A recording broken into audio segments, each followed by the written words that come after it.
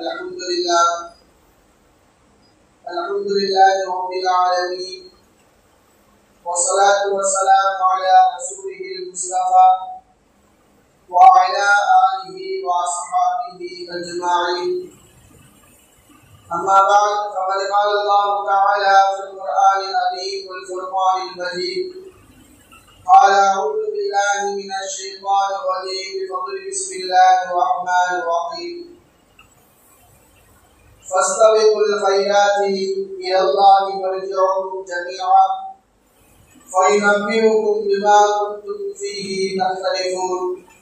آمنا بالله صدق الله العظيم.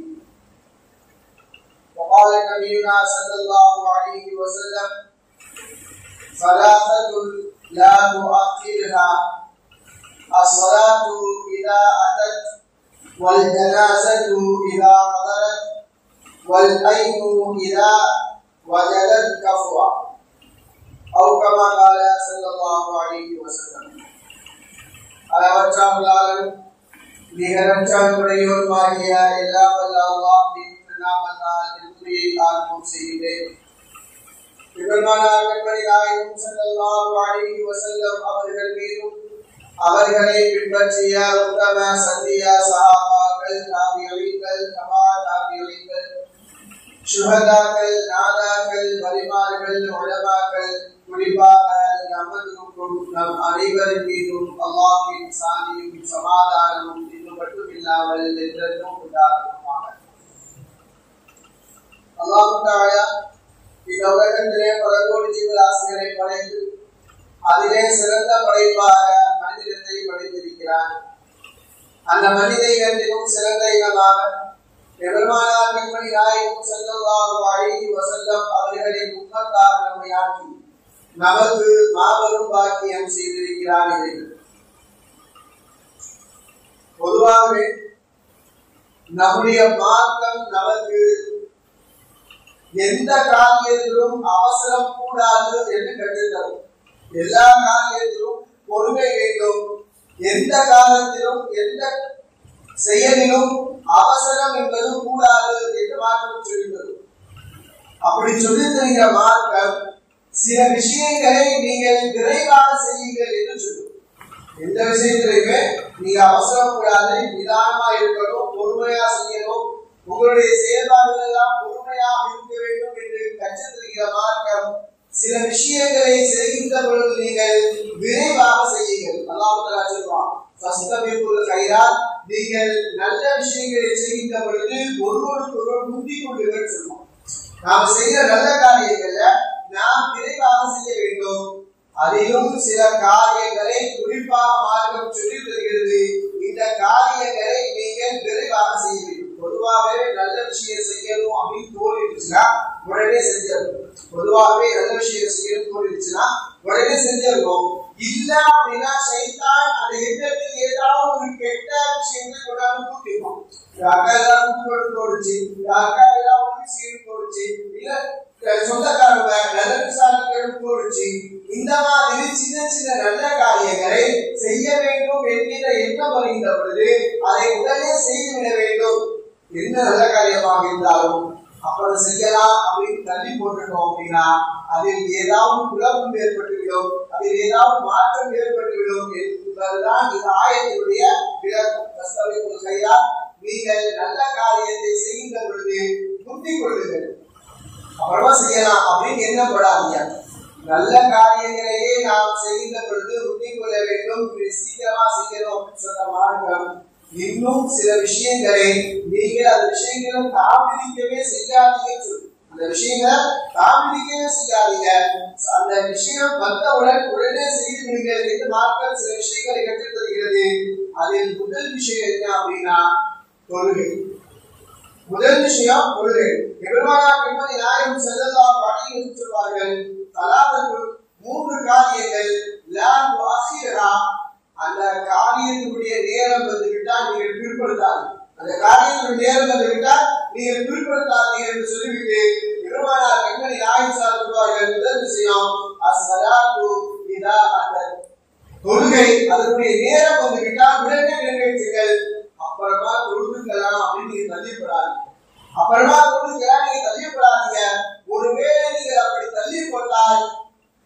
முடியாமலேயே போயிடலாம், தொழுக முடியாமலே போயிடலாம். நம்ம எத்தனையோ இடத்துல நாம் யோசிக்கலாம், எங்கேயாவது இப்போ வாங்க சொல்ற சத்தம் கேட்கதான் செய்யும், வாங்க சொல்றாங்க, அப்போ பள்ளிவாசலுக்கு போறான், தொழுகை நேரம் வந்து தெரியும், தொழுதுக்கலாம், முடிஞ்சதுக்கப்புறம் தொழுதுக்கலாம், எந்த வரும். ஆனால் அந்த தொழுகை கொள்ள முடியாமலே போயிடும், அந்த தொழுகை கொள்ள முடியாமலே போயிடும். முதல்ல ஒரு விஷயத்தை நாம நல்லா கவனிச்சுக்கணும். ஃபர்தான தொழுகை என்பது அந்த நேரத்திற்குள் தொழுதால்தான் நம்முடைய கடமை நிறைவேறும். ஃபர்தான தொழுகை என்பது அந்த நேரத்திற்குள் நிறைவேற்றினால்தான் நம்முடைய கடமை நிறைவேறும். ஃபர்துடைய நேரம் தவறிவிட்டால் அது நேரம் தவறிய தொழுகையாக இருக்குமே தவிர கடமையான தொழுகையாக இருக்காது. கலாச்சி தொழுகைன்னு சொல்லுவாங்க. ஃபர்துக்கான நேரம் ஒரு நேரம் இருக்குது. இப்ப ஃபஜ்ருடைய நேரம் சூரியன் உதயமாகும் வரை தொழுகலாம். சூரியன் உதயமாவதற்கு பின்னால் தொழுதால் அது ஃபர்தை நிறைவேற்றியதாக ஆகும். அப்படின்னா ஃபர்தை நிறைவேற்றியதாக ஆகாது. ஒரு ஃபர்தை விட்ட குற்றம் ஒரு குற்றம் தான், ஃபர்தை விட்ட குற்றம் ஒரு குற்றம் தான். ஆனால் விட்ட தொழுகையை எடுத்துக் கொள்ள அந்த நன்மை இருக்குமே தவிர ஃபர்தை நிறைவேற்றிய நன்மை இருக்குமா அப்படின்னா கிடையாது. ஏன்னா அல்லாஹ் தஆலா சொல்கின்ற பொழுது தொழுகை என்பது ஃபர்து, அது நேரம் குறிக்கப்பட்ட ஃபர்து என்று சொல்வார். தொழுகை என்பது ஃபர்து, அது நேரம் குறிக்கப்பட்ட ஃபர்து. அந்த நேரத்திற்குள் தொழுதால்தான் அந்த ஃபர்துடைய அந்தஸ்து அந்த நன்மை கிடைக்கவே தவிர அந்த நேரத்தை தாண்டி தொழுகின்ற பொழுது அது கடமை நீங்கும். அந்த நன்மையை முழுமையா அழிஞ்சிருக்கோமா அப்படின்னா அழிஞ்சிக்க முடியாது. தொழுகை அது அந்த விஷயத்தில் நாம் மிகவும் பேருதலாக இருக்க வேண்டும். பெருமானார் பெண்மணி நாயகம் சொல்வார்கள், ஃபர்து தொழுகையில அதுவும் முதல் சஃப்ல போய் தொழுகின்ற தொழுகையின் நன்மை ஒருவருக்கு தெரியும் அப்படின்னா, ஒருவேளை அவர் தெரிஞ்சுக்கிட்டாருன்னா ரெண்டு காலம் விளக்காமல் இருந்தாலும் அவர் இழுத்துக்கிட்டாலும் முதல் சஃப்ல நடப்பார். நடக்க முடியல, ரெண்டு காலம் விளங்கல, இழுத்துக்கிட்டா அவருக்கு ஒரு காலை இழுத்துக்கிட்டா வரணும் அப்படின்னு இருந்தாலும் அவர் கால்களால் தவழ்ந்து விழுந்தாவது முதல் சஃபில் நின்று தொழுகணும், அந்த நன்மையை அடைந்து கொள்ள வேண்டும் என்று ஆசைப்படுவார் என்று வருவார். பெண்மணி நாயகம் சொல்வார்கள். ஆனா இன்னைக்கு நம்ம கிட்ட அந்த ஆசையெல்லாம் இல்லை. தொழுகை அது நேரத்துக்கு தொழுகணும், அது முதல் சஃபில் நின்று தொழுகணும், தக்பீர் தஹ்ரீமாவும் தொழுக வேண்டும் என்கின்ற எண்ணமெல்லாம் இன்னைக்கு நம்ம கிட்ட இல்லை. போவோம் தொழுவோம், இன்னைக்கு போவோம் தொழுவோம். பெரும்பாலும் தக்பீர் தஹ்ரீமாவோடு அப்படின்னு பார்த்தா ஒரு சமூக இருக்கிறது. பெரும்பாலான நேரங்களில் தக்பீர் தஹ்ரீமாவோடு என்று பார்த்தால் ஒரு சமூக முழுமையாக இருப்பது கிடையாது. தொழுகை ஆரம்பித்ததற்கு பின்னால்தான் அவசரமாக ஓடி வந்து அவசரமாக தொழுகையில் சேர்கின்ற ஒரு சூழ்நிலையில், ஏன்னா அந்த அளவுக்கு வெளிவேலைகள் முக்கியமாக இருக்கிறது. கொஞ்ச நேரம் வச்சு போவோம், கொஞ்ச நேரம் வச்சு போவோம், கொஞ்ச நேரம் வச்சு போவோம் என்பது தக்பீர் தஹ்ரீமாவை தவறவிட்டு விடுகிறது, முதல் சஃபை தவறவிட்டு விடுகிறது. அது சொல்ல போனா முதல் ரக்காத்தும் தவறவிட்டு இரண்டாவது ரக்காத்து வந்து சேர்ந்த நபர்கள் நிறைய தெரிவிச்சு.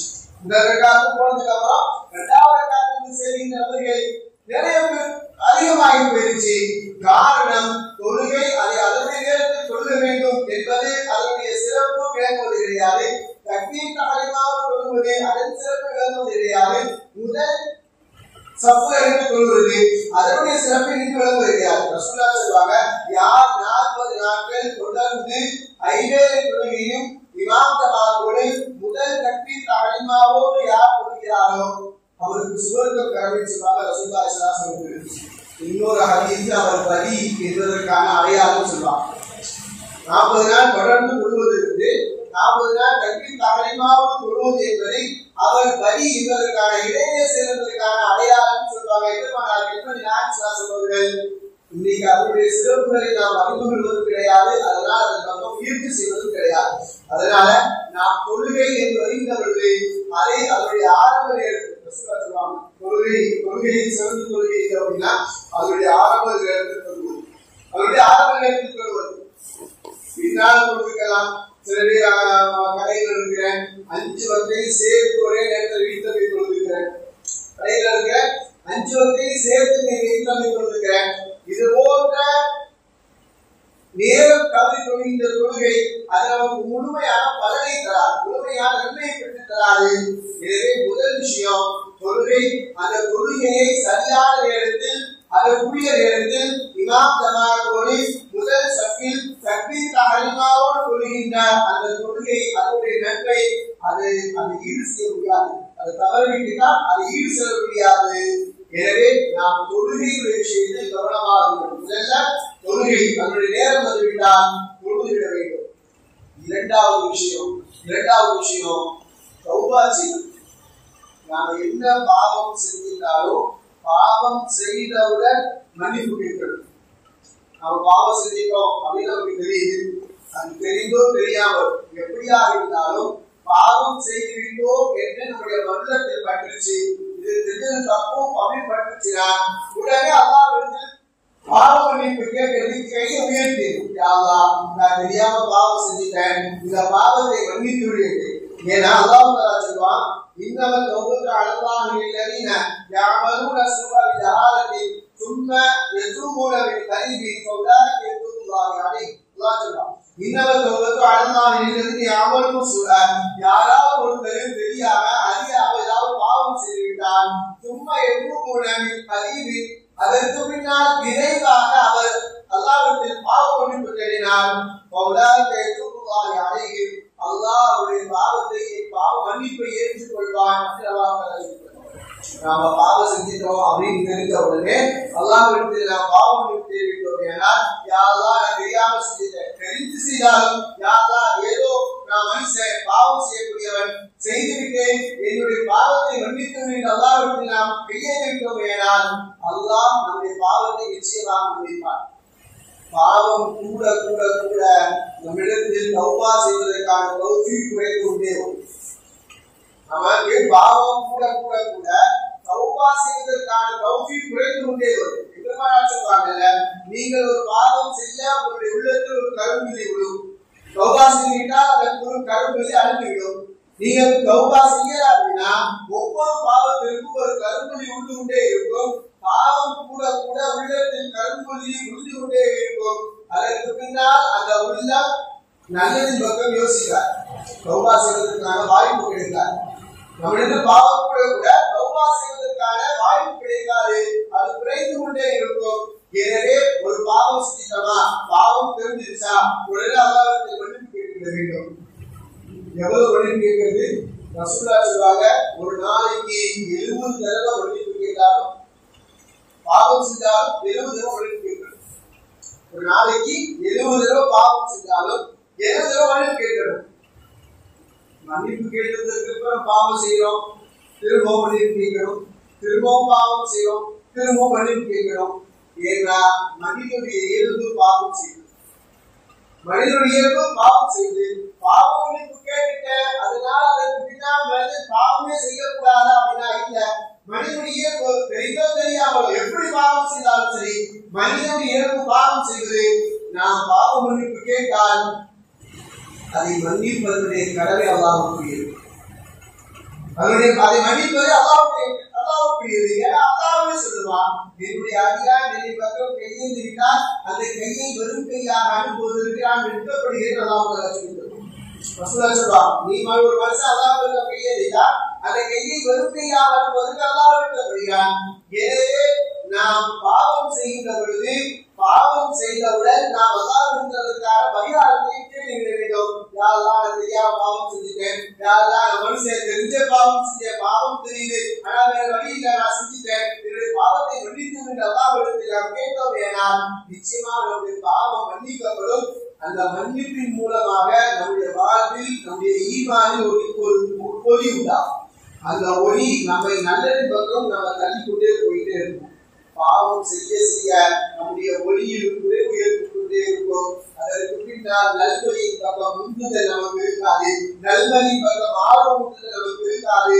நம்ம எரியாமல் நாம் பாவத்தை மூழ்கிக்கொண்டே இருப்போம். அதற்கு பின்னால் நல்ல வழியே நமக்கு தெரியவே தெரியாது. அல்லாஹ் சொல்வாங்க, சிலருக்கு கண்ணீர் இருக்கும் ஆனா அவங்க பார்க்கவே மாட்டாங்க, சிலருக்கு காது இருக்கும் நல்ல விஷயத்தை கேட்கவே மாட்டாங்க, உள்ளம் இருக்கும் ஆனால் நல்ல விஷயத்தை சிந்திக்கவே மாட்டாங்க. இந்த நிலை எப்போ வரும் அப்படின்னா, நம்மிடத்தில் பாவம் இழித்து போய்விட்டால் அதற்கு பின்னால் நாம் எவ்வளவுதான் நல்ல விஷயத்தை படித்தாலும், நல்ல விஷயத்தை கேட்டாலும், நல்ல விஷயத்தை சிந்திக்க வேண்டும் நினைத்தாலும் நம்முடைய உள்ள நல்ல விஷயத்தை சிந்திக்காது. நம்முடைய காதை நல்ல விஷயத்தை கேட்டாலும் அதை ஏற்றுக்கொள்ளாது. நாம் நல்ல விஷயத்தை பார்த்தாலும் அது நம்முடைய கேட்டதை வந்து ஏற்றுக்காது. ஏன்னா நம்மிடத்தில் பாவம் மிகைத்து போய் உள்ளம் கருத்து போய்விட்டால் அதனுடைய கடைசி விளைவு அதுதான். எனவே நமக்கு பாவம் உண்டாகின்ற பொழுது, பாவம் நம்மிடத்தில் உண்டாகின்ற பொழுது, நாம் பாவம் செய்கிற பொழுது நாம் அல்லாஹ்விடத்தில் பாவம் மன்னிப்பு அல்லாஹ்வுக்கு பாவ மன்னிப்பு தேவையில்ல. அவனை பிடிக்கிற மாதிரி வேற யாரும் பிடிக்கிறது கிடையாது. நமக்கு யாராவது நம்ம தப்பு செஞ்சா, நமக்கு ஏதாவது துன்பம் கொடுத்துட்டா அப்படின்னா அவன் நம்ம மன்னிப்பு கேட்டாலோ நாம மன்னிச்சுட்டாலோ நம்முடைய உள்ளம் அதை மறக்குமா அப்படின்னா மறக்காது. கடைசி வரைக்கும் அது நம்முடைய உள்ளத்தில் எழுந்துகிட்டே இருக்கும். நமக்கு அதை செஞ்சா நமக்கு அந்த கஷ்டத்தை கொடுத்தான், நமக்கு ஒரு தீயலை உண்டாக்கலாம் அப்படின்னு உள்ளத்தில் அந்த எதை எழுந்துகிட்டே இருக்கும். ஆனால் நாம் பாவம் செய்துவிட்டு அல்லாஹ்விடத்தில் மன்னிப்பு கேட்டா அல்லாஹ்வுக்கு அந்த மன்னிப்பு அந்த அளவுக்கு தெரியும். நபியா மூசா அலைஹிஸ்ஸலாமுடைய காலம், மூசா அலைஹிஸ்ஸலாமுடைய காலத்துல மிகப்பெரிய பஞ்சம், ஊரு மக்கள் கால்நடைகள் எல்லாம் வறட்சியால் துவண்டு போயிடுச்சு. வேற வழி இல்லை. எல்லாரும் ஒன்று கூடி அல்லாட்ட கேட்கறது கொண்டாடுறாங்க. எல்லாரும் ஒன்று கூடி பொதுவாகவே இப்போ வாழ்க்கை இருக்கிறதா மழை இல்லை அப்படின்னா எல்லாரும் ஒரு மைதானத்தில் ஒன்று கூடி அல்லாஹ்விடத்தில் யாரெல்லாம் பாவத்தை கழிச்சு மண்டிய வைத்தான் சேர்த்து வராங்க. அந்த மாதிரி மூசா அலைஹிஸ்ஸலாம் அவர்கள் எல்லா மக்களையும் மைதானத்தின் பக்கம் கொண்டு வந்தாங்க. கொண்டு வந்து மூசா அலைஹிஸ்ஸலாம் துஆ செய்றாங்க. யா அல்லாஹ், கடுமையான பஞ்சம், தண்ணீர் இல்ல, ரொம்ப வறட்சி, கால்நடைகள் எல்லாம் செத்து போகுது, மக்கள் எல்லாம் வாழ முடியல.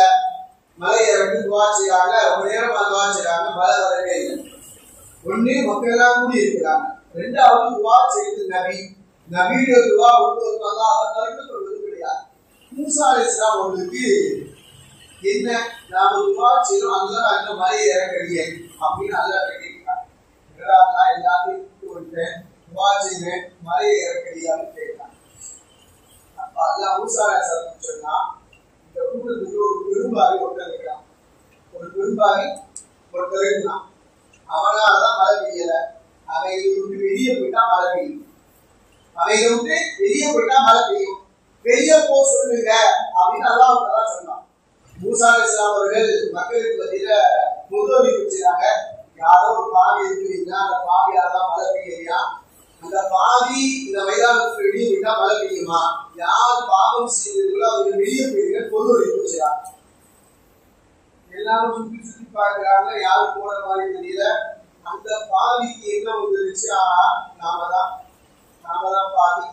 இப்ப நாம வெளியே போயிட்டா நாம பாவி கிட்ட எல்லாருக்கும் புரிஞ்சு நம்முடைய மானம் புரியும் அப்படின்னு அவங்க என்ன செஞ்சாங்கன்னா, மனிதர்கள் தலைக்கு மேல உட்கார போட்டுக்கிட்டு அல்லாஹ் என் மானம் எனக்கு ரொம்ப முக்கியம், இப்ப நான் பாவி என்னை காட்டி கொடுத்துருனா இதற்கு மேல நீ மதிக்கவே மாட்டார். நான் பாவி தெரிஞ்சு வச்சா என்னுடைய கண்ணியம் என்னை மதிக்கவே மாட்டார்கள்.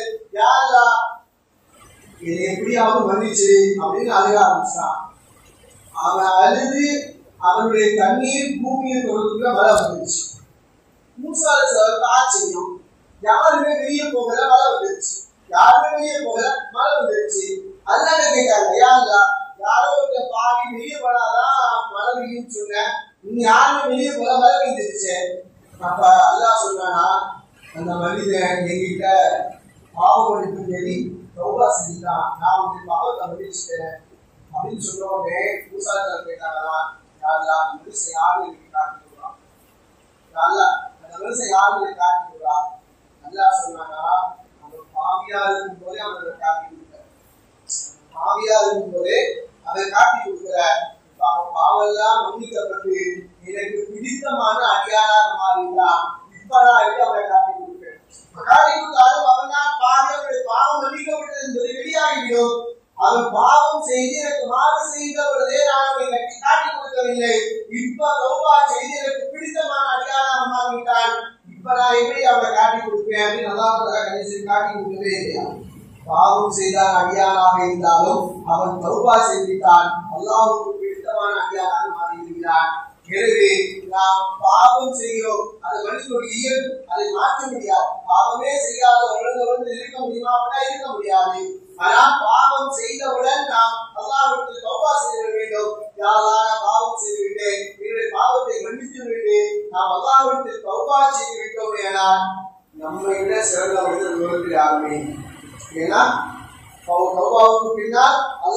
பிடித்தவன் அழியாமல் மாறிவிடுகிறோம். எபெருமானார் சொல்வார்கள், உள்ளுமணியாக கட்டாவும் கையில் சத்தாயின் அத்தாவும், இந்த உலகத்தில் ஆரம்பிய மனிதராக படைக்கப்பட்ட அத்தனைவர்களும் பாவம் செய்யப்படுவதுதான்.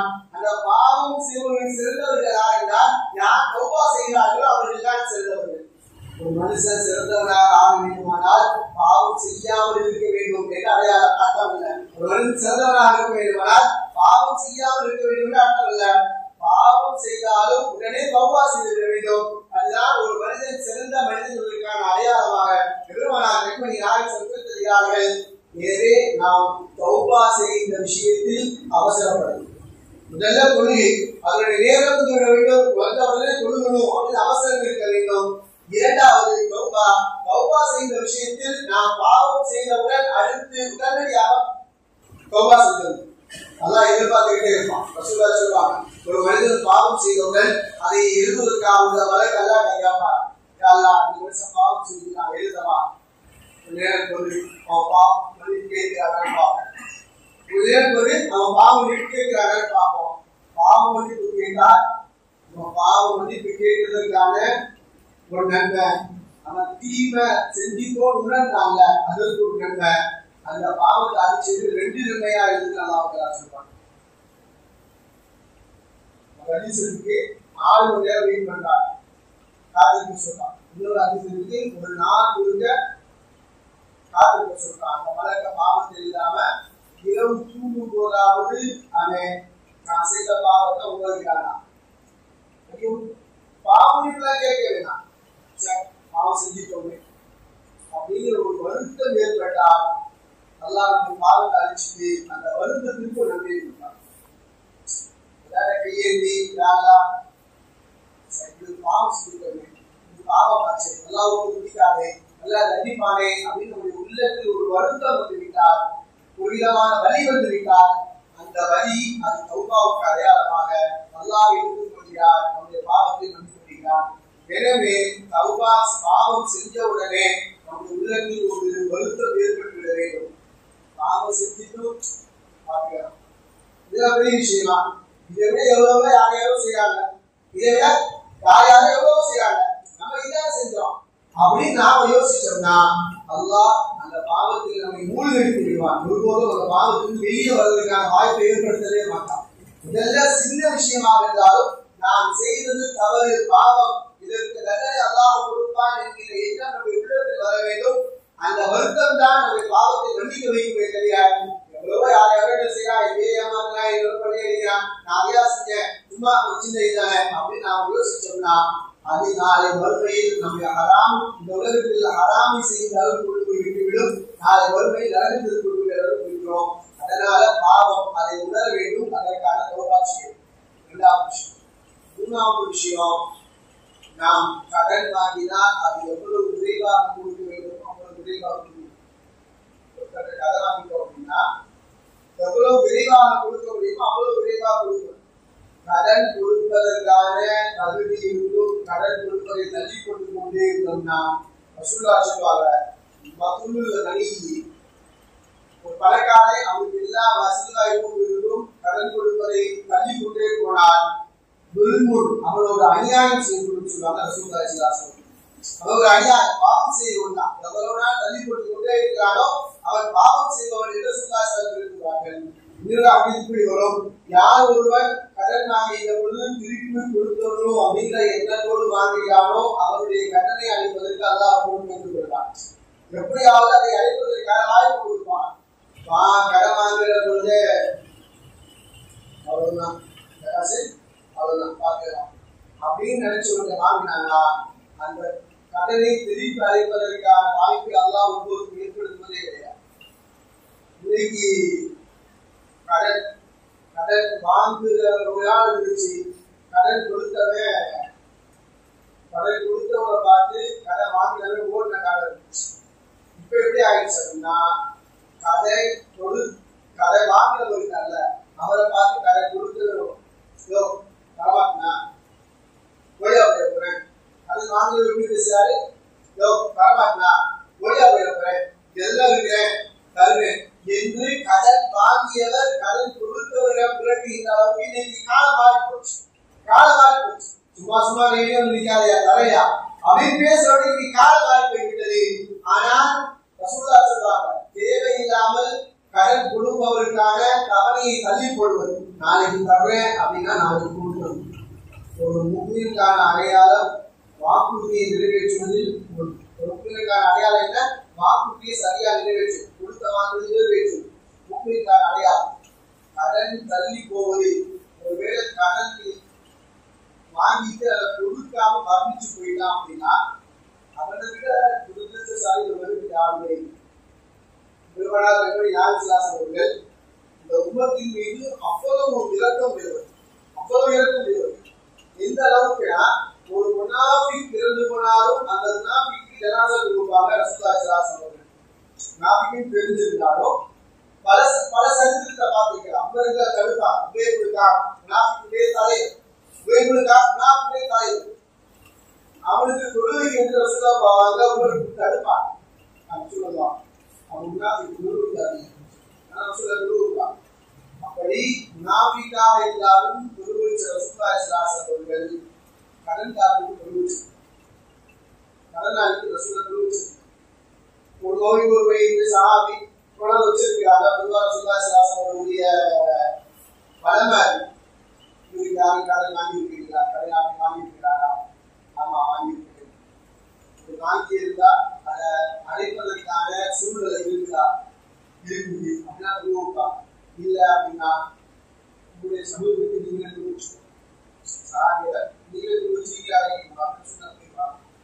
அந்த கடனை அளிப்பதற்கான பொறுப்பை யாராவது ஏற்றுக்கொண்டால் அதற்கு பின்னால் ரசூலுல்லாஹ் அவர்கள் கொடுப்பாங்க.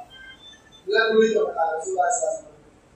அப்ப ஏன் அப்படின்னா கடனை வாங்கிவிட்டு அதை கொடுக்காமல் மரணிப்பது என்பது அவ்வளவு ஒரு பெரிய பாவம், அவ்வளவு பெரிய பாவம். முனாஃபிக்கையே பெரிய பாவம் ரசூலுல்லாஹி ஸல்லல்லாஹு அலைஹி வஸல்லம். ஏன் முனாஃபிக் ரசூலுல்லாஹி ஸல்லல்லாஹு அலைஹி வஸல்லம் தொழுவிச்சிருக்காங்க, கடனாளிக்கு தொழுவிக்க மாட்டேன், உங்களுடைய சகோதரருக்கு நீங்க தொழுவித்துக் கொள்வது ரசூலுல்லாஹி ஸல்லல்லாஹு அலைஹி வஸல்லம் சஹாபாக்கள் சொல்லிட்டு போயிடுவாங்க. அப்ப கடன் வாங்கிவிட்டால் அதை எவ்வளவு விரைவாக அடைக்க முடியுமோ அவ்வளவு விரைவாக அடைப்பதற்கு முயற்சி செய்யும். அடைப்பதற்கான எல்லா வாய்ப்புகளிலும் இருந்தும் நாம் தள்ளிக்கொண்டே போனோம் என்றால் அதை அடைக்காமலே மரணிக்கின்ற ஒரு சூழ்நிலை அல்லாஹ் தஆலா ஏற்படுத்திடுவான். அந்த மரணம், அந்த பாவத்தை முதலாவதா மன்னிக்கவே அந்த மனிதர் மன்னிக்காத வரை அல்லாஹ் அந்த பாவத்தை மன்னிக்கிறார். பொதுவாகவே ஹுக்கூக்குடைய இபாதத் என்று சொல்றார். வணக்கங்களை வைப்பது அல்லாஹ் மனிதன் அல்லாஹ்வுக்கு செய்ய வேண்டிய கடமைகள் சிலர், மனிதன் மனிதனுக்கு செய்ய வேண்டிய கடமைகள் சிலர்.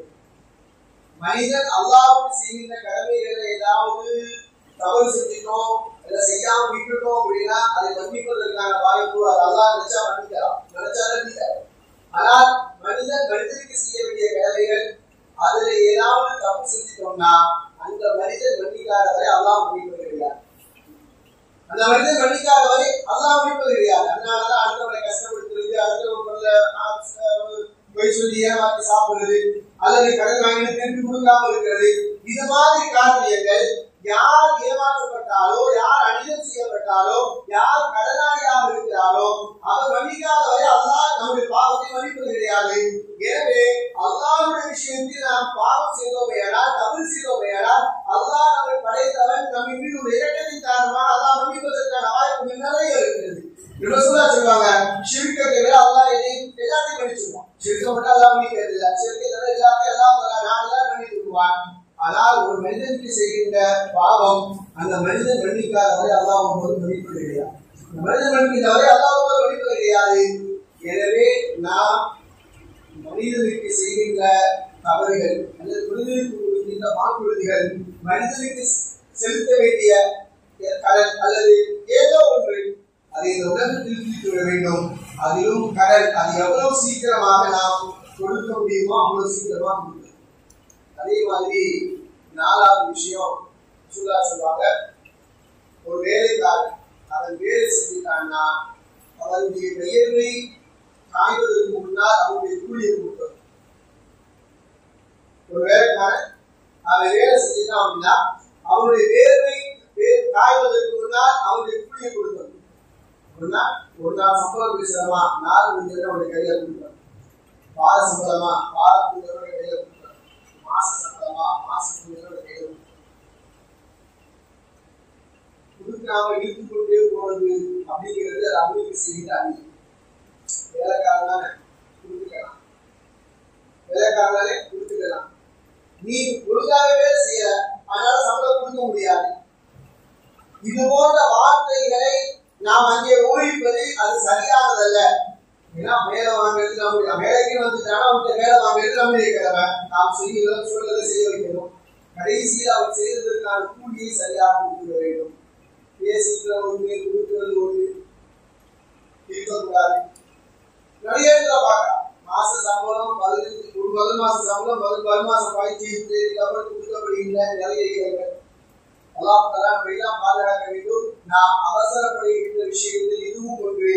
நாம் யாரையாவது எங்காவது இதற்காக வேலைக்காக ஆட்களை கூட்டு விடுத்தோம் வேண்டாம். அவர்களுக்கான கூலி சரியான நேரத்தில் சரியான கூலி கொடுக்கப்பட வேண்டும். பேசியது குறைவோ அல்லது நேரம் தவறுகளோ இருக்கக்கூடாது என்று பெருமானார் என்பதை ஆட்சியிருப்பார்கள். அதே மாதிரி 5வது ஜனாசா.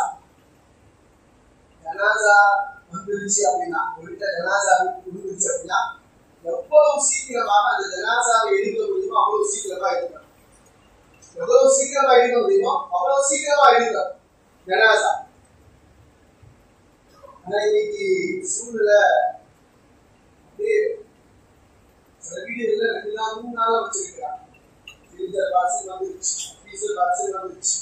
அதுக்குள்ள தூக்கி வச்சா அமெரிக்கால இருந்து மனையோட வரைக்கும் காத்திட்டு இருக்கிறார். வளர்ச்சதுக்கு அப்புறம் உயிரோடு இருக்கும்போது பக்கத்துல இல்லை, உயிரோடு இருக்கும்போது பக்கத்துல இல்லை. மரணத்துக்கு அப்புறம் அமெரிக்கால இருந்து மகை வந்து பார்க்கணும். அதனால இருக்கு சொல்லுவாங்க, எவ்வளவு தாமதப்பட்டீர்களோ அவ்வளவு ஜனாசாவும் கேள்வி, எவ்வளவு தாமதப்படுத்தப்படுகிறதோ அவ்வளவு ஜனாசாவும் கேள்வி. அந்த ஜனாசா திட்டி கொண்டே இருக்கிறது. இதை சீக்கிரம் கொண்டு போய் அழைக்கலப்பா, ஏன் இதை வச்சிருக்கீங்க? இதை சீக்கிரம் கொண்டு போய் அழைக்குங்க, ஏன் வச்சிருக்கீங்க? ஜனாசா திட்டி கொண்டே இருக்கிறது. அதனால ஜனாசா வேதனை சொல்லுவாங்க. நாமும் சொல்லல தலாமத்துள் லாவாக்கியரா 3 விஷயம். அது வந்தவனே நிறைவேற்றிட வேண்டும். அது 2வது ரசூலா சொல்வாங்க, அது மௌத்து அது விழுந்துருச்சுன்னா உடனே அதை எடுக்கணும். வீட்டுல வச்சுக்கிட்டு யார் வரணும், அவங்க வரணும், இவங்க வரணும், அந்த பேச்சுக்கே இன்னும் கிராமங்கள்ல பார்க்கலாம். குடி வச்ச நேரம் எவ்வளவோ அவ்வளவுதான் வீட்டுல வச்சிருப்பாங்க. குடி வெட்டுவதற்கான நேரம் எவ்வளவோ அவ்வளவு நேரம் தான் வீட்டுல வச்சிருப்பாங்க. குடி வெட்டியாச்சுன்னு செய்தி வந்துருச்சு அப்படின்னா உடனே போய் பார்க்க ஆரம்பிச்சுவாங்க, கொண்டு போய் அழைச்சிடுவாங்க. அவங்க வந்தா வரல, ஒருவேளை இரவில் 3 நாளாக மட்டுமே திடீர்ந்த வரை வீட்டுல வச்சிருப்பாங்க. ஏன்னா நைட்ல குடி வெட்ட முடியாது. பதிலுக்கு பின்னால் குடி வெட்ட ஆரம்பிச்சு 9 மணி 10 மணிக்கு அழைக்கிடுவாங்க. ஆனா இன்னைக்கு சிட்டிகள்ல அது ரொம்ப தாமதமாகிடுச்சு, சர்வசாதாரணமாயிருச்சு. மரணத்துக்கு பின்னால் மரணத்தினுடைய முகத்தை பார்க்க வேண்டும், மகன் பார்க்கணும் அவசியமா அப்படின்னா அவசியம் தான். அதனால ஏதாவது புண்ணியமா நன்மையா அப்படின்னா ஒரு புண்ணியம் இல்லை. கீதா பார்க்க எதுன்னு சொல்றா, கீதா பார்க்கறதுக்கா வராது, அங்க இருந்து மரணத்துல ஏதாவது புண்ணியமான ஒரு புண்ணியமும் இல்லை. ஜனாசாவில் எவ்வளவு அதிகமா கலந்து கொள்கிறார்களோ அவ்வளவு நன்மை, அது உண்மைதான். பக்கத்தில் இருக்கிறவங்க எவ்வளவு வேகமா அடைக்க முடியுமோ அவ்வளவு வேகமா அடைக்கணும், அவ்வளவு கலந்து கொள்ளணும், அதெல்லாம் உண்மைதான். ஆனால் எங்கேயோ இருக்கின்ற யாராவது ஒருவர் வந்தே ஆக வேண்டும். அவர் பார்த்ததற்கு பின்னால ஜனாசா இருக்கணும், அவரை பார்க்காதவருக்கு ஜனாசா இருக்கக்கூடாது. அதெல்லாம் மாற்றங்கள் ஒன்றுமே கிடையாது. இன்னைக்கு நாம் அதை வளமையாக்கி கொண்டோம். மகன் பார்க்க வேண்டும், மகன் பார்க்க வேண்டும், சொந்தக்காரர்கள் பார்க்க வேண்டும், அண்ணன் தங்கி பார்க்க வேண்டும். ஏதோ ஒரு எங்கோ வந்துட்டு இருக்கிறாங்க. இந்த பஸ்ஸால வந்துட்டாங்க, இங்க பஸ்ஸால் கொண்டு அடைக்கிறது கொண்டு வந்தாச்சு, பஸ்ஸால் வந்துட்டாங்க, வந்துட்டு இருக்காங்க. மூஞ்ச பார்த்துட்டு வந்து எவ்வளவு கிடையாது. மாற்றத்தில் அப்படியெல்லாம் அனுமதி கிடையாது. இறந்து விட்டார்களா எவ்வளவு சீக்கிரம் அனுப்ப முடியுமோ அவ்வளவு சீக்கிரமா போயிட்டு எந்த அளவுக்கு தெரியுமா? தொழுகைக்கு முன்னாடி பரியாசர்கள் கொண்டு வந்துட்டா பின்சுன தொழுகிற அளவுக்கு நீங்க திருப்பிட்டு அதில் மாற்றம் சொல்லு. பின்சுன 4 தொழுகிறாங்க, அந்த நேரத்தில் நீங்க அமைத்துங்க. ஜனாசா தொழுகைக்கு பின்னால் அவர்கள் பின்சுனத்தை தொழுது கொள்ளணும். அந்த நேரத்தில் கூட பிற்பட்டாளியை மாற்றம் சொல்லுங்க.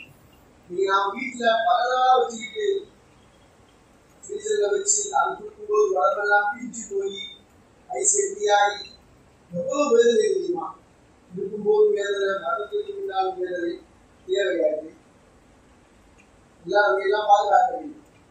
உயிரோடு இருக்கும்போது சரியா பார்க்கல அப்படின்னா மரணத்துக்கு முன்னாடி அப்படியே அவங்களை போய் கஷ்டப்படுத்துறது சிரமப்படுத்துறது. நான் வரல அழைக்கிறேன் புரிஞ்சு போச்சு. அதை பார்க்கிறது ஒரு நன்மை இல்லை, அனுகூலமா இருக்கும்போது அவர்களுக்கு அருகில் இருந்து அவர்களுக்கு தேவையான செய்வது, அவர்களுக்கு சேவை செய்வது அது நன்மை.